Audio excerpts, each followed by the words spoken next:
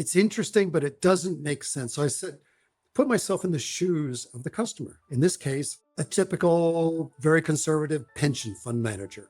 What would I want to learn and how would I need to learn it? And I'm not going to put more than 2 or 3 days into this. How do I do it? And we just worked from that. So, okay, let's make sure somebody explains the case for a pension fund to invest in alternative assets. Let's make sure somebody explains the nuts and bolts of how a VC fund works. Let's make sure that we get in there why entrepreneurs need capital. Let's get down to first principles here. Let's get into the biases that we might have in making choices of where to invest. Let's put them in front of, say, the small amount of information that a GP might have when they have to make choices, even choices as to a second meeting, and see how they handle it. Because what we wanted them to do is to both see the upside of venture capital, but also to see the difficulty of a GP's job. This was their finest hour. Tear down this wall. It's more than just an alliance. This is a union of values. Let's start acting. This show is not investment advice, and the hosts of this episode may be invested in the funds and companies featured. To everyone tuning in today, we're talking to Jim by a nice intro from our good friend Christian Rangen. And he said, you two should definitely talk. So let's open the podcast by saying, Jim, why should we talk? Well, how did you get into this whole little world of venture capital? So, I got into the world of venture capital originally as an entrepreneur. Back before, at least in Europe, we knew what venture capital was. Oof. I joined a startup in Geneva. I became the managing director. It was basically a hobby at that point. And one day I was invited to a meeting of venture capitalists. That's what they called themselves. But really, it was just a bunch of high net worth individuals, some private bankers, and they asked me to give a pitch, which, again, I'd never done before. And that's where I started to learn about it. I mean, this is the infancy stage of venture capital in Switzerland. One or two of those people are still around. Yeah, I mean, the co-founders of Index, et cetera. But that was how I got started. And then eventually on the teaching side, we decided to bring entrepreneurship into our executive MBA and MBA programs. And I was the obvious person to take that on. Tim, you have done a bunch of work in the educational side and research side of venture in Europe at IMD. You've created the VC asset management program at IMD. Maybe let's start with the obvious question. Why did you feel the need to do that? Why was that important? Well, feel the need. I'd felt the need for a long time, but it really wasn't central to IMD's teaching. I mean, I was helping relatively senior executives understand the world of entrepreneurship, and that always culminated in them pitching to real Silicon Valley venture capitalists. That was part of the exercise. But that forced me to start understanding venture capital. But still, IMD's role in teaching venture capital it didn't fit with our business model. But then one day, a billionaire walks into a bar. That's the way I always start the story off. Basically, a billionaire entrepreneur came to IMD, Swiss guy in the education field, and he was frustrated by the fact that so many Swiss pension funds were unwilling or unable to invest in venture capital funds. And at the time, I remember looking at the numbers, and there was like $1.2 trillion in money locked up in pension funds in Switzerland. And only around 1.2% was actually going into anything alternative, VC, PE, et cetera. And his belief was, hey, if we educate LPs, they're more likely to consider venture capital as a place to put money. And so that's how we got started. And that's only, 2-3 years ago. And for me, though, it was just this wonderful opportunity that finally I get to go deep into a topic that I've been playing at the edges with for the last 20-something years. So that's how we got started. Yeah, super aligned with us and everything we do. So I guess anyone can understand why we had to have a conversation. How do you go about building that program from a curriculum basis? Who teaches it? That type of thing. I know for a fact that Daniel from Speed Invest, Daniel Capricorn, has come and spoken a few times. But I'd love to hear, how do you do this? And Daniel will be with us again in the May program. He's fantastic. Let me put it the way it really happened. First of all, some academics looked at it and said, this is how you build a program. And I remember looking at it thinking, this just does not make sense. It's interesting, but it doesn't make sense. So I said, put myself in the shoes of the customer. In this case, a typical, very conservative pension fund manager. What would I want to learn and how would I need to learn it? And I'm not going to put more than 2 or 3 days into this. How do I do it? And we just worked from that. So, okay, let's make sure somebody explains the case for a pension fund to invest in alternative assets. Let's make sure somebody explains the nuts and bolts of how a VC fund works. Let's make sure that we get in there why entrepreneurs need capital. Let's get down to first principles here. Let's get into the biases that we might have in making choices of where to invest. Let's put them in front of, say, the small amount of information that a GP might have when they have to make choices, even choices as to a second meeting, and see how they handle it. Because what we wanted them to do is to both see the upside of venture capital, but also to see the difficulty of a GP's job. Because, and I've said this many times, we saw 3 potential outcomes. And again, we're not trying to sell venture capital. We are an educational institution. So either the LP, family office, whatever, might decide, yes, this is something we want to do. We're going to put money into a or several venture capital funds. And we have a sense of how to choose our GP. B, no, we're not going to do it. We now understand it. We're going to say no to the high potential, but we know why we're saying no. But third, what I want to make sure is no matter what choice they make of the first or the second, they don't invest directly into startups, that they've understood how difficult it is to do this right.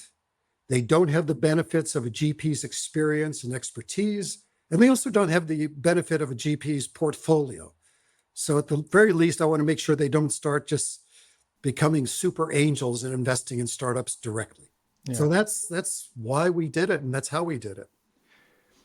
Can I ask you a bit, because I do think that the world of pension funds and pension fund allocators is not very well understood amongst GPs.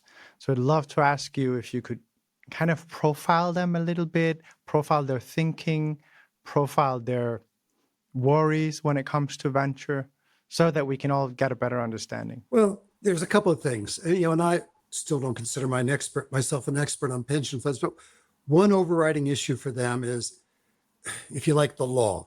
I am required by law, and the laws differ across countries, to provide a solid foundation so that people 10, 20, 30 years from now get what they paid into the pension. That drives everything. I have to do it. And mostly that's seen from the point of view of preserving capital rather than growing the capital.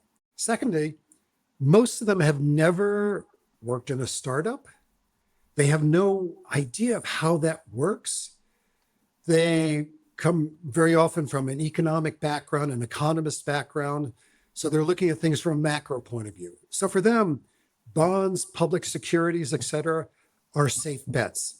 As a pension fund manager, all you have to do is stay just a point or two ahead of what the markets are doing, and you've done a great job. Just don't lose money. Yeah. And you think about it, compared to venture capital, it's exactly the opposite. A venture capitalist is more concerned about how can I get the upside, not how do I avoid the downside. Whereas a pension fund manager, he's worried about, I have to avoid that downside. I have to. Is that, Jim, also how you would describe the pension funds and the sovereign funds and so on that are allocating aggressively to venture? Is that also how they think, but they've just nailed how to manage venture? Well, I think one, yes, they have nailed it, and that takes time. I mean, I don't expect somebody to get it right the first time, but they've also looked at it and said, I have to find some spice out there to keep my fund ahead. I can't just assume that if I put it into the S&P that that's good enough, because if it goes down like it is right now, I'm in trouble. So how do I make sure that I've got some alpha built into my portfolio and doing it appropriately? I think the Yale endowment has some like 14% into private equity and venture capital. Yeah. That's a lot. But, they've moderated with the rest of their portfolio. And they've gotten a good return over the last 20 something years. I think it's like 10.4%. Yeah. Anybody would be happy with that. Yeah. Yeah. And in up times for venture, they're doing super well. Yes. But that, of course, moves all the time. Can I ask you a question about the single asset perspective? Just in Denmark, we had 4 pension funds together. Between them, they put 600 million into Northvolt, and that hurts these days. Yes. Yes. Could you talk a bit about the perspective on single asset investing? Well, but see, that goes back to the idea that they should not be doing this directly. It sounds like they did do it directly. I mean, okay, Northvolt, maybe it was also part of being good citizens. Let's support this potential unicorn. The world needs better batteries and we need to be independent of China and the United States. Maybe it was all for those kinds of reasons. But the idea that I, as a pension fund manager, can make good single picks of startups, I think that's ludicrous. I mean, I've been an angel investor, and the number of times I've been wrong is far more than the number of times I've been right. And yet I'm somebody who's in this business every single day. Doing it as single investments, I just think is, let's just call it very risky. And the Northvolt disaster is a very good example of that. I'd love to ask, and I'm really just trying to pull intel out of your mind, right? Because you have a very broad exposure to pension fund managers that are in this interesting place where they are actually looking at venture, which many of us have exposure to pension funds, but the exposure is we're not looking at venture or No. you're too small, so I won't take the meeting. So in that sense, it's quite rare to get this. So I'd love to ask you the arguments that you're seeing that will actually work with a pension fund when it comes to positioning your fund towards them, and what are the things that you're like, just don't go there. It's not like, it doesn't make any sense. So obviously you got to be within mandate and so on. Sure. But what are the so for family, oftentimes you'll ask some probing questions to figure out what is the strategic, the motivational mindset here, so that you can talk into that. With a pension fund, what is the strategy you should deploy in the first 15 minutes of the call to figure out where are these guys when it comes to venture? Number one is transparency. Remember, a lot of these are public organizations, so they have to be 100% sure that there's nothing hidden from them. Even if they don't understand everything, they want to know they've got access to the numbers and that nothing is being hidden from them. But secondly, it's performance. I know that it's a power law game. If you're up in that top 20% of funds that have done well, fortunately for you, but unfortunately for the other 80%, that's what they're going to go for. If you're Sequoia, Index, whatever, you can show that you've done this. Or if you're a former GP of one of these firms, you can show that you've got a record. And remember, these are people who are thinking in terms of 10, 20, 30 years. They don't need the liquidity that, say, you or I might need if we were going to put money into a venture capital fund. They can, and that's often one of the negatives of venture capital, of course, is, your money is locked up for 10 years in a fund. Pension fund managers don't have to think about it. So they should be a natural, but they want to see performance. As always, past performance is not an indicator of future performance, but still, it certainly helps. Yeah. How about the characteristics as to how the pension fund works, or things like, can you describe where they all kind of overlap in the cohorts that you have? You can say, well, they all exhibit this, or they all come to me with these thoughts or these frustrations, something along those lines. One thing, first or of all, maybe not all of them, they're but not at all least the same. bucketing. But there is one overall thing that they complain about is the cost, the expense. So going in and saying, hey, we do the typical 2 and 20, you just have to accept it. If you're Sequoia, you can do that. If you're a new fund, 100 million, et cetera, you need to be willing to negotiate so that they can go back to their board and say, hey, we got it at a reasonable cost. Now, the cost is really unimportant if you end up with a couple of unicorns, but still, that's what they're going to report this year. So even though their perspective is 10, 20, 30 years out, they still have to be able to explain to their board or to whomever tells them what to do, our cost, our expenses for this kind of investment is in line with what we do with the normal stock market. So I say that expense side of it is something that a VC firm should be willing to negotiate, especially if you're a new firm, a new fund. And that is what you're seeing from the participants. Yeah. Interesting. What do you say to them? Do you advise at all on this, or do you just? It's like Say it as anybody it who's negotiating, how much do you want that money? And if you can get, I don't know, the pension fund of the city of Zurich into your fund, that might be worth something for you, because then it's easier to go to the pension fund of the University of Lausanne. I'm making these things up. But yeah, I mean, just like any entrepreneur who's trying to raise money, who does he have on his cap table that helps him attract other people into his cap table? Can you share anything about the size of the teams that these guys typically come from, the seniority of the people, this type of thing? Again, it's going to differ between whether it's a private company or a public organization of some sort. Typically, they're fairly senior, but they will also have employees. That's our kind of social background in Europe, which I think is a good thing, because that way they're thinking in terms of the normal employees. What do they care about? Small, because they have to be lean. They cannot be seen to be spending lots of money on this. So yeah, fairly businesslike, at least in the ones I've encountered. Okay, then let me ask you a second question, and that's about you, because for more than 26 years, you've run the IMD Starter Competition, and you've had global MBAs and senior executives collaborating with Switzerland-based founders. I'd love to ask you, what are your core learnings from doing this work? We started this because we thought entrepreneurship should be part of our MBA and EMBA programs. And it's not because we're trying to turn them into entrepreneurs, but it's our belief that everybody, even if you're working at a major corporation, should understand the mindset of an entrepreneur. Because at one point, you'll either be negotiating with one because you're trying to acquire their technology, do some kind of deal with them, or you may have some weird individuals in your own team or your own organization that they're amazing at what they do, but they're strange and they don't act like everybody else.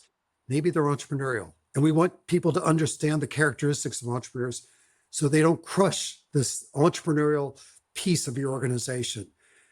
One of the things we see, and I've seen this year in, year out, is a lot of people go through this exercise with us, which is quite intense.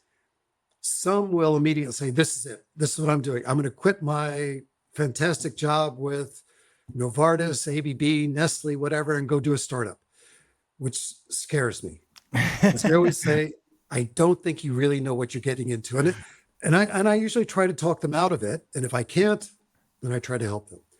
But then there's always a substantial portion say, I'm glad we went through this, but I know I am not a person who should do this. And that in itself is worth the exercise, to come out of this saying, okay, this is not me. I shouldn't be anywhere near that kind of thing. The other thing we see, especially because we take Swiss startups, and the only reason that we're focused on Swiss startups is we want there to be some face-to-face interaction and not just doing this virtually. We take these Swiss startups with us when we go to Silicon Valley. So we're there for 7 days. And at the end of the 7 days, it's our EMBA students, 40-year-old executives, who pitch these to local venture capitalists. But the interesting thing to see all during the week is our Swiss entrepreneurs who are with us, they're part of the class, as they discover this world, which has, if you like, this giant view of the world, which for a Swiss entrepreneur is just unreal.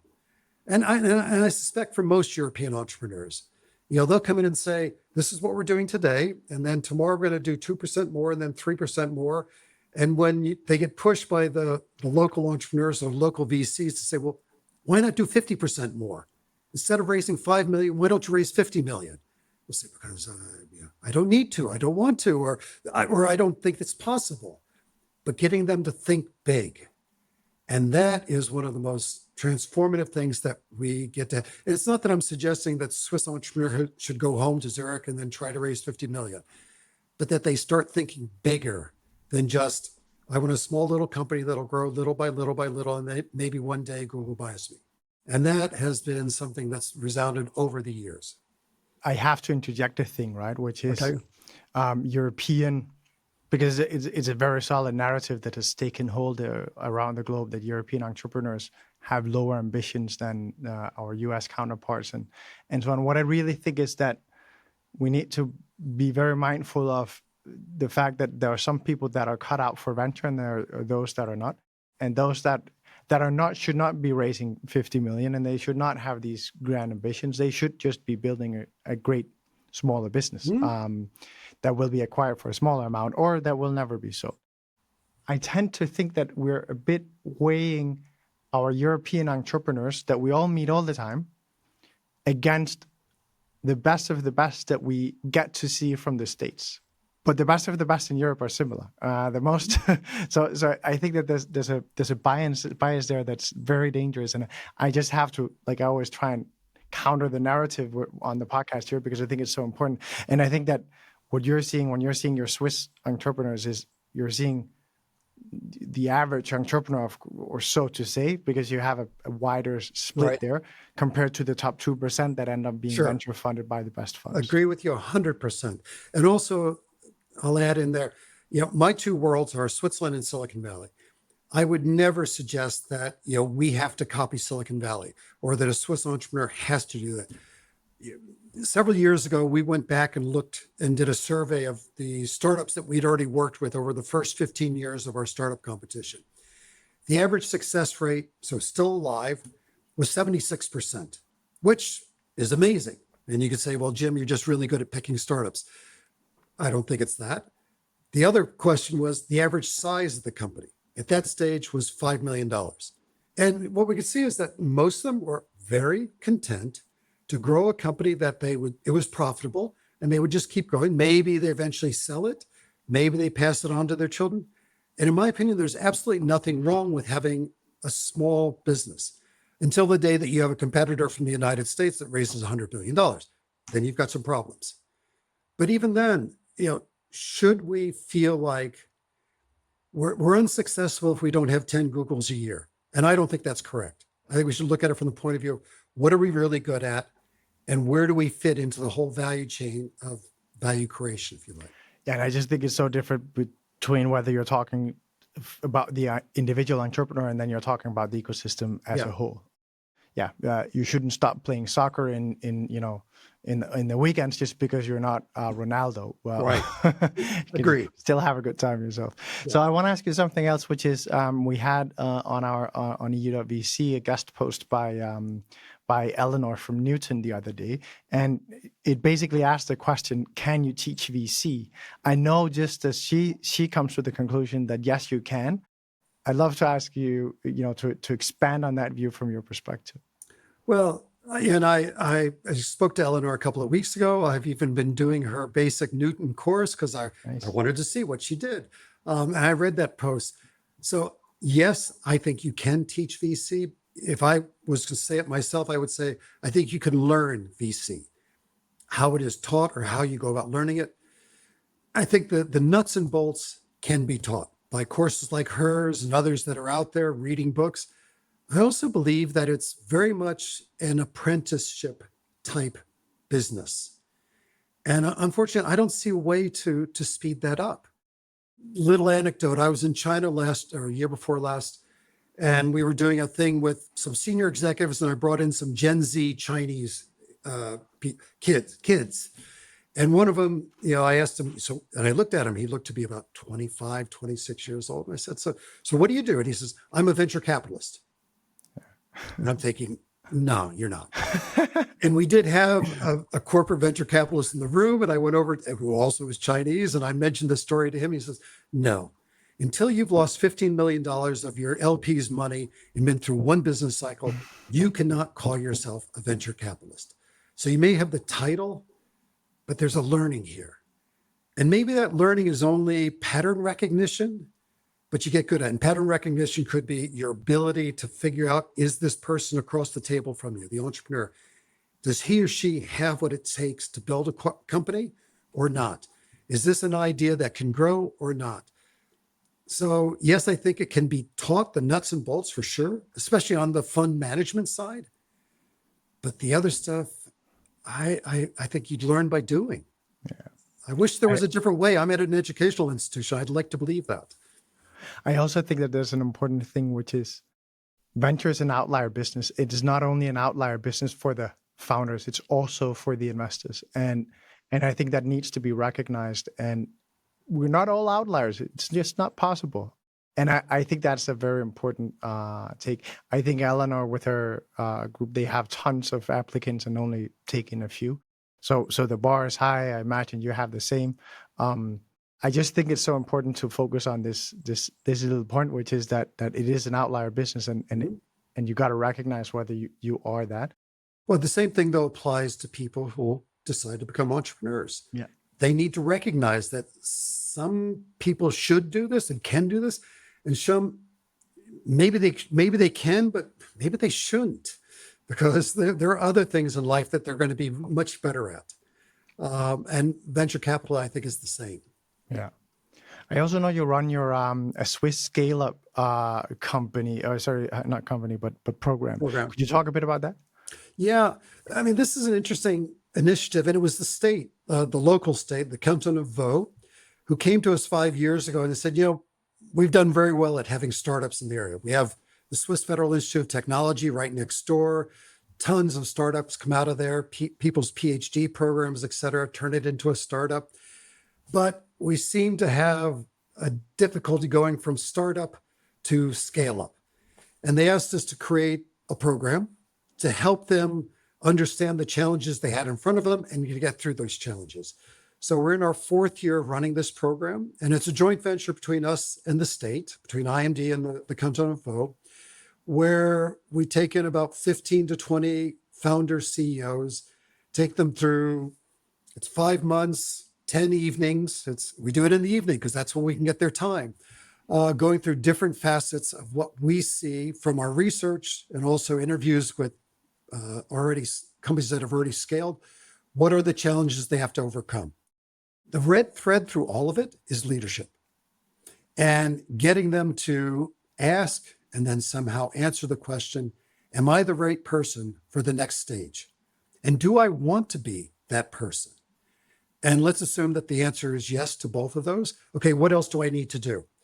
How do I bring the team along with me? How do I know when to start adding structure and processes, et cetera, to the organization? How do I know when to start saying no to certain customers? What do I need as a board? Can I grow the board at the same rate that I'm growing in a sense of maturity, the board at the same rate that I'm growing my organization and the complexity that we're dealing with? It's been fantastic. Are these all venture backed or not? If I think of the current class, I'd say 80% of them are venture backed. Yeah. Okay. Yeah. We've had a really interesting case in there of one that's been bootstrapped. He's actually one of my former employees from a startup 22 years ago who got the bug, went to a venture capital firm, and then went out and set up his own company. He's bootstrapped, and he's doing amazingly well, but he's also starting to think, what's next? And should I, for example, invite in a private equity firm to help us grow or not? Yeah. But the vast majority of the class is venture backed. Now, it's funny because I ask this question specifically because I think there's such a difference between whether you're on this journey of unbounded upside or you're not. And the playbook that you play by is also radically different, which is why I think that, as an example, the whole question about, am I the one to lead the company or not? Most VCs would say, well, if you're not, you're probably not one for me to bag either, because a lot of VCs are very opinionated on it needs to be founder-led all the way through.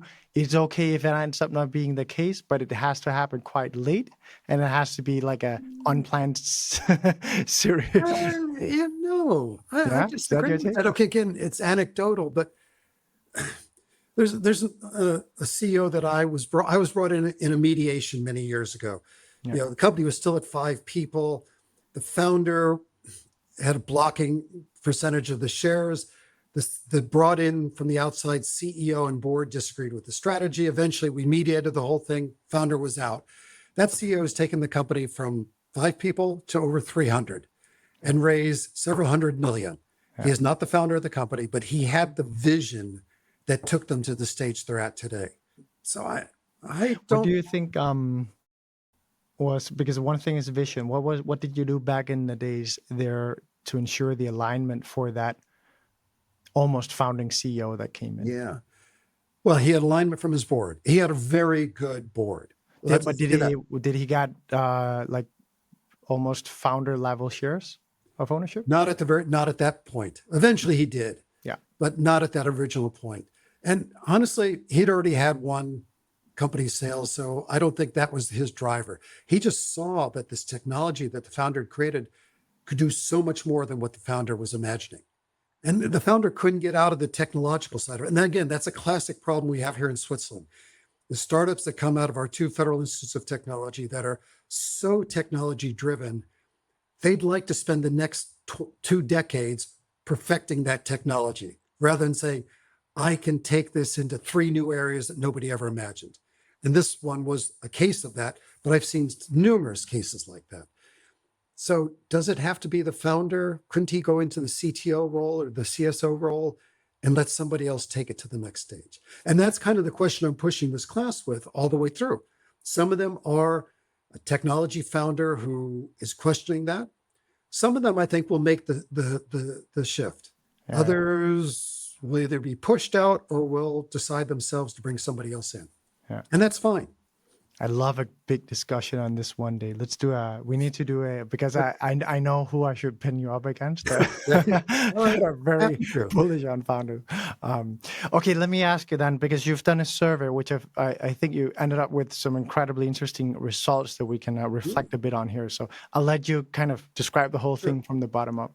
Well, this idea for this research started from conversations I was having with a lot of entrepreneurs, mostly Swiss again, saying, hey, listen, I'm in fundraising mode. I've got 2, 3 VCs already committed, but they're all waiting for somebody to take the lead. And I can't find a lead investor. What's wrong? What's going on out there? I've got a good company. These other investors tell me it's a good company, but they won't take the lead until somebody else steps in. So I wanted to get some insights into, are they right? Is it true that it's a minimum of VCs who will lead? Right or wrong? What does a VC look into decide? How do they decide I'm going to lead the round or I'm not going to lead the round? What we found is that, and again, it's a small sample and there's probably some bias in there because it's mostly people that know me or that know Chris. Over 50% have led or co-led a round over the last 12 months. So to the point of entrepreneurs saying there's nobody out there willing to lead, that's false.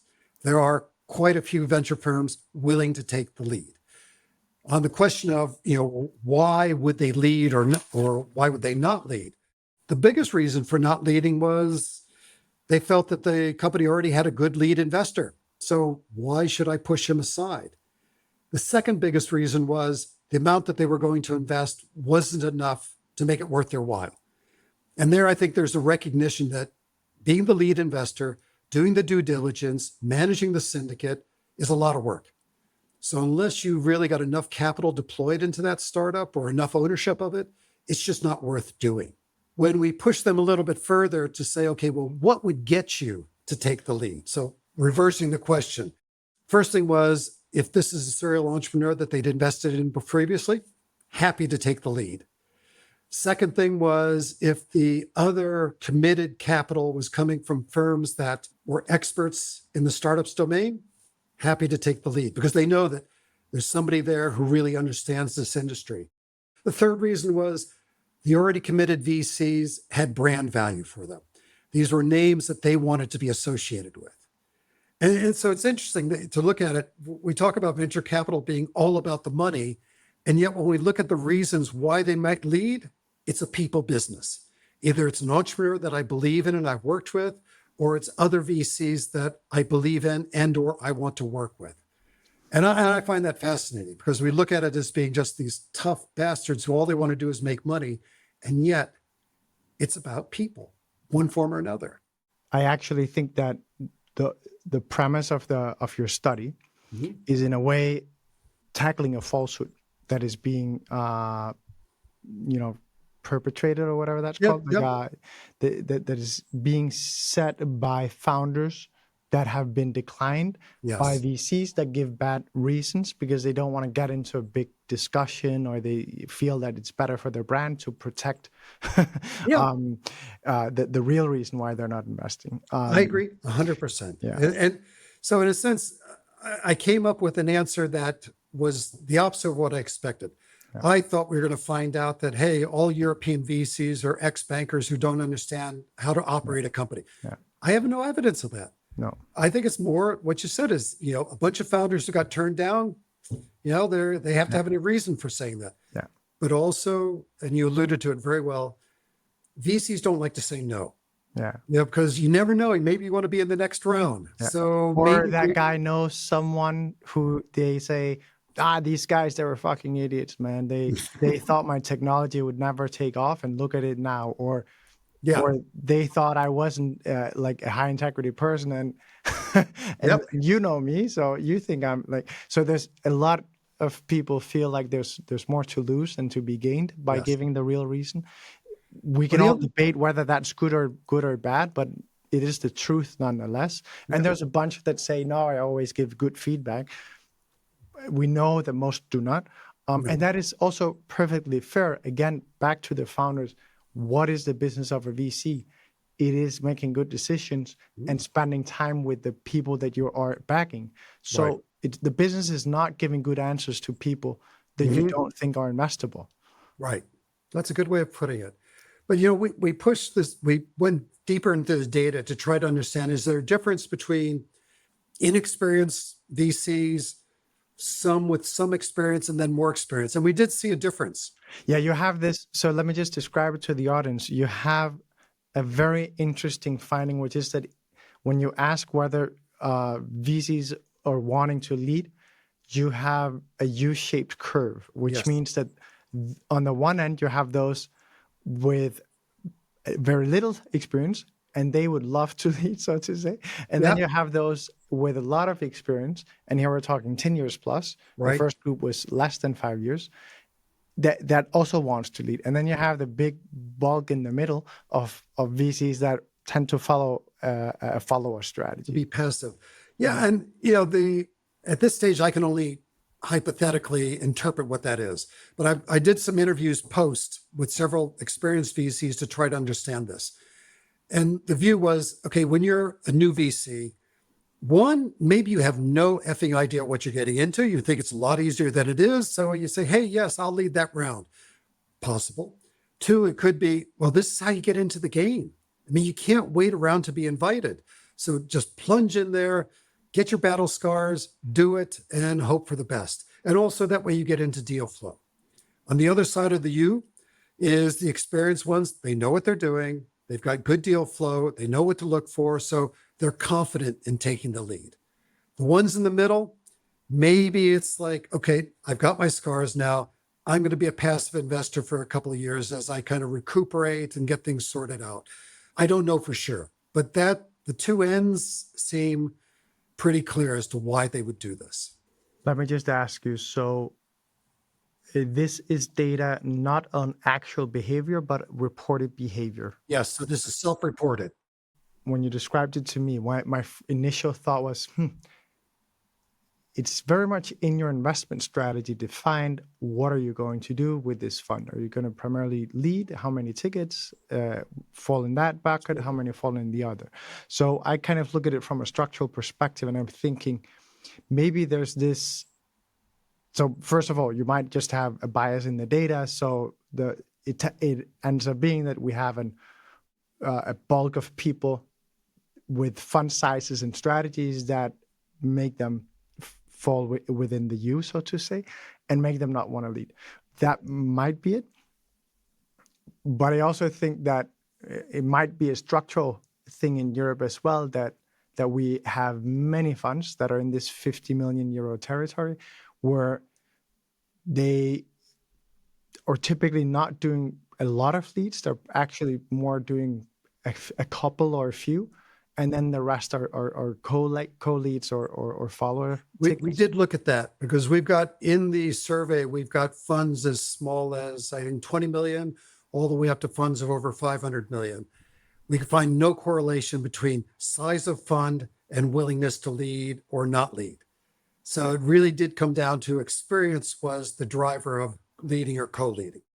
So yeah, I would, that was my assumption is if you got a $300 million fund, you're more likely to lead. Maybe that one is, but in general, not. But there was also one that was really interesting, Seed Stars International, where they said, listen, it is part of our thesis. We do not co-lead. On the other hand, we're willing to come in at the beginning of the syndicate, the end of the syndicate. We don't want to be the ones who block anything from happening. So if it means that we come in last to get the fund led, we're willing to do that. But it is part of our thesis that we don't lead. And I think several of them had that as, that's the reason why we don't lead is because we've decided we don't have the bandwidth for it. We don't have enough board members, people who could sit on boards to be able to do that. And I think that's a valid choice when you're setting up a fund. Yeah, I always, we've had tons of these conversations on the podcast, right? And we always talk on the individual level. And there it is these reflections exactly, right? How much time do we want to spend with each investment? What does our fund strategy allow us to do? And it's really not driven by experience or inclinations or anything. Rather, it is what works for us in the setup that we have and our ability. I'd love to ask you another thing, because you found another interesting thing, which is the use of HR experts to evaluate teams and founders. Again, this was because of conversations, this time with a corporate venture capital fund, where I found that they had a vote in decisions from the HR group. And their job was anytime that anybody else in the fund was looking at a startup was to evaluate the founder, evaluate the team, use some psychometrics, and then make a proposal as to, is this a good investment or not? And I asked myself, how often does that happen? What I can say is it doesn't happen very often. And the response I got back, again, from the interviews was, yes, the team is the most important criteria in our investment. But we believe that the people who are good founders, they're so different from normal people.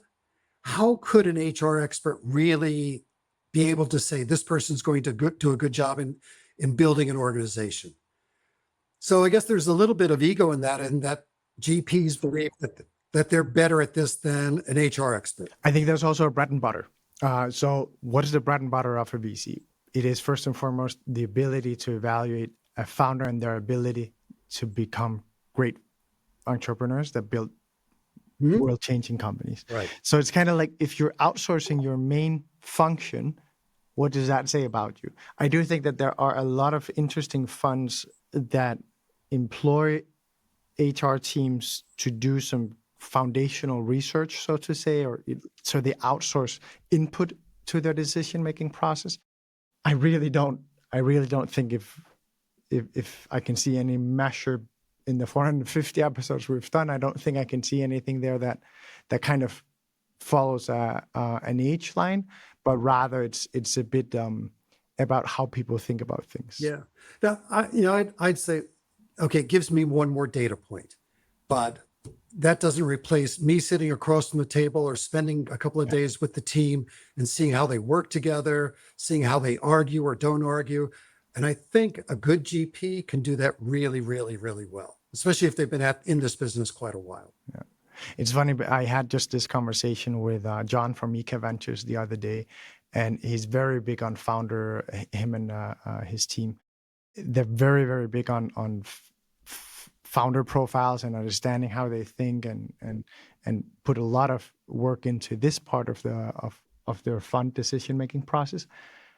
And what we spoke about was exactly both the importance of bringing in external perspectives, but we then landed on a conversation about how well can, and John didn't have strong perspectives here, but I was maybe leaning a little bit more in, but how can a non-senior person evaluate founder ability if you have never been there yourself? So the non-operators, I think that is very, very hard. You can do a lot of pattern matching at the desk, but really knowing what great looks like is very difficult. And Jim, I can tell you something that I think you'll find super interesting, because I think this is super well describing of it.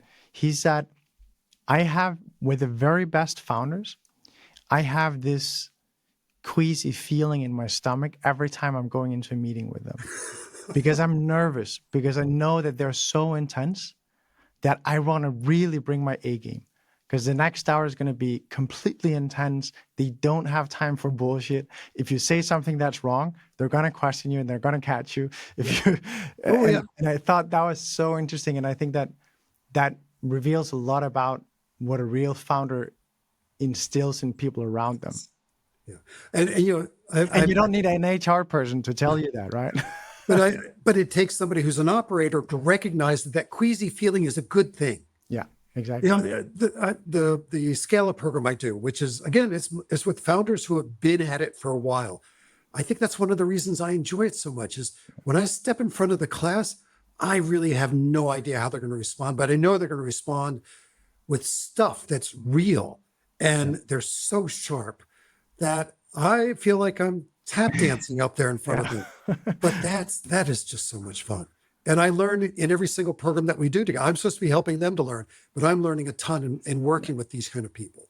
Yeah, I completely agree. That's why I love my job, working with all the VCs that I am the most anxious about talking to. I love that. Now let's go to you have a final finding which is interesting. It's on the sourcing point, and what you found out was that the more experienced a VC, the more likely they will do outbound sourcing, meaning they will initiate the contact with startups. Yeah. Again, we know that VCs are really good at networking. And our survey said that they spend 27% of their time out there networking. And yes, the biggest bulk of their leads will come from their network and from other investors. But the difference between experienced investors and less experienced investors on the point of being proactive was remarkable. I mean, in academic world, it's significant. You have to ask yourself, why is that?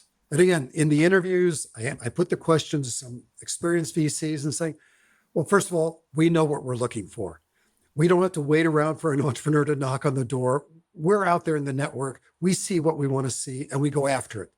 Number two, there's some advantages to this. First of all, we get in there before anybody else. We can help shape the eventual deal that'll happen. We probably will be less biased by what other people say about this startup. So we're coming in with our point of view rather than what the press has said or what the network is telling us about this startup. So they saw significant advantages to doing it. But again, you probably can't do this until you've got some experience and you've got a network, because otherwise you don't have the listening post out there to know which startups you should go to see. But for me, that's something that a young venture capitalist could learn from, saying, how do I start picking up the signals to where I can go to them before they come to me? And it also shows that you probably have a pretty clear investment thesis. You know what you want, rather than just taking whatever comes in across the transom. Yeah, you just because you said it was in academics, this was significant. You found that VCs with less than 10 years of experience were likely to get 3 to 6% of their deal flow proactively, whereas the experienced VCs in your cohort, they got 20 to 30% of their deals by proactively reaching out, which is, as you say, significant. It is. I want to close this pod on a quote by our good friend Fred Destin. I don't know if he's also your good friend, but I think he said it so greatly in a LinkedIn post that he put out, where he said, he basically described to everyone, this is why I am not replying to cold outbound or inbound for himself. And what he said was, his time at Axel, they were going through every single inbound deal. It was an important task for the team, but they never ever invested in them anyway. So to him, it's like, I am optimizing for spending time with my founders and with the people that I have strong conviction in, and trying to figure out, am I going to put real money here? And then spending 20% of your time every week dealing with inbound, that honestly is just people that have found your email or been able to figure out that it's probably first name and surname at stride.vc or something like that, is really not that meaningful. And honestly, this research and some of the work I've done, partly I'm trying to help entrepreneurs to not make that mistake. Yeah. Yeah, because too many of them, they've just started, they come to me and say, okay, introduce me to some VCs. I think that's stupid. Which VCs should you be interested in and them be interested in you? Be selective about it. Maybe you spend some time with the ones you don't care about at the beginning just to hone your pitch, but you have to be super focused just like you would with customers. And if I can help entrepreneurs to be better at this, then maybe the link between them and VCs will be stronger and easier for both parties. Yeah, I completely agree. I think this is literally one of the reasons why we created the podcast, is exactly to make it more transparent, more accessible, to understand the mindset of a VC. And it's both from the LP angle. Yeah, I want to create a repository of episodes with the best VCs in Europe, so you understand how do they talk, how do they think, how do they describe the European opportunity. And you can then hold that up against anything else you might meet in the market. But similarly, for founders, conversations like these are incredibly important for them to understand, because otherwise it's going to be a brick wall once they hit the venture ecosystem. Jim, thank you so much for the big work you're doing at IMD, and also joining us here at the podcast. Okay, Andreas, it's been a pleasure. I really enjoyed the conversation. I learned a lot. This was their finest hour. Tear down this wall. It's more than just an alliance. This is a union of values. Let's start acting.